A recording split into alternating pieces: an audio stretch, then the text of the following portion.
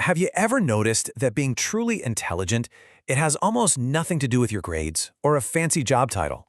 It's really about our cognitive habits. Those subtle, often invisible ways our minds tick? Today, we're going to dive into the 5 habits that can lock our thinking on autopilot. We've all been in this situation, right?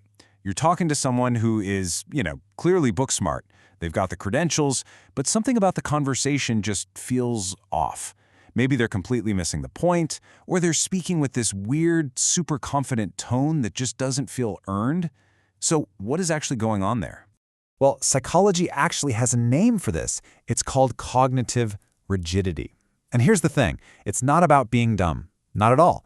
It's a specific pattern where the brain just defaults to the easiest possible path. And this is the most important part. Because it's a pattern, it can be changed. It's trainable. Okay, so our first habit is one of the most common ones you'll see, and it's all about the illusion of complete and total confidence. This is that person who speaks with absolute authority on something they literally just read a headline about 5 minutes ago. See, they're not arguing to learn or to understand something new. They're arguing to win, to protect their ego. And this quote just nails it, doesn't it? It shows that huge gap between what they know and what they think they know. So what's going on in the brain here? Well, the psychological driver is fascinating. It's something called the Dunning-Kruger effect. Basically, it means you're so unaware of what you don't know, you can't even see your own blind spots. It creates this powerful illusion of expertise where there isn't any. And this is where the contrast just becomes so clear. On one side, you've got the rigid mind, right? It's like a fortress, hiding and defending, and usually just by getting louder.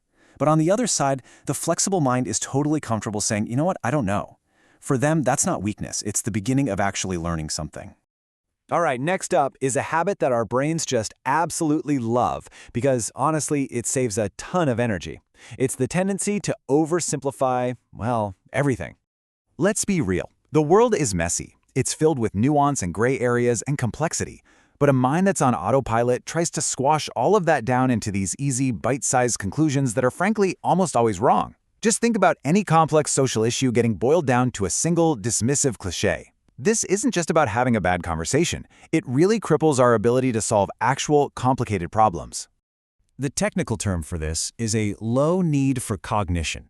Now, that sounds like an insult, but it's not. It's just a description of the brain trying to avoid the hard work of deep thinking. It means someone lacks that hunger, that real curiosity to dig in and understand the world in all its messy glory. And here we see those 2 paths again. One path reduces the entire world to a simple good guys versus bad guys fight. The other path actually embraces the complexity and kind of enjoys exploring it.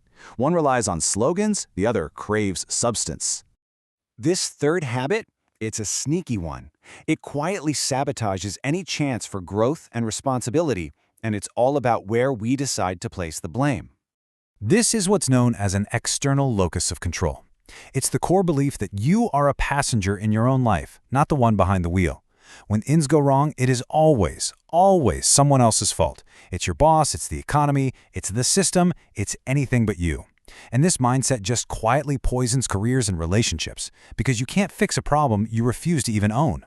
This map of the blame cycle is perfect. So a mistake happens. But look closely at step 2. Self-reflection is just completely skipped. The mind immediately leaps to blaming something external.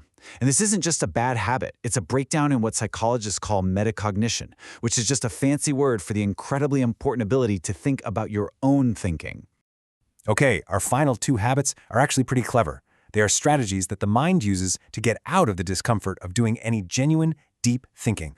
So let's break these 2 down. First, you have the escape into small talk. A constant focus on the weather, gossip, just superficial stuff.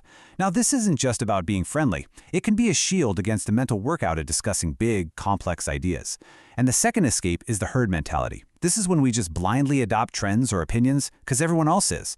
It's so much easier to just copy the crowd than it is to do the hard work of thinking for yourself. Both are just sneaky ways our brain avoids the discomfort of real thought. So, after diagnosing all these patterns, the biggest question is, what do we do about it? Well, the answer is actually incredibly empowering. And this right here is the most crucial thing to remember. None of these habits are you. They're not these fixed personality traits that you're stuck with for life. They're just mental defaults. They're like grooves your brain has worn over time. And just like a path in the woods, a new one can always be made. And this is the optimistic truth at the very heart of neuroscience. Self-awareness. That's step one. The second you can catch your brain taking that shortcut, you gain the power to choose a different route, a route that leads to deeper understanding, more flexibility, and some genuine clarity. So, I'll leave you with this question to think about. When you're tired, or you're stressed, or you're challenged, which one of these autopilot habits does your brain tend to fall back on? Just recognizing that default is the first and honestly the most powerful step you can take to get back in the driver's seat.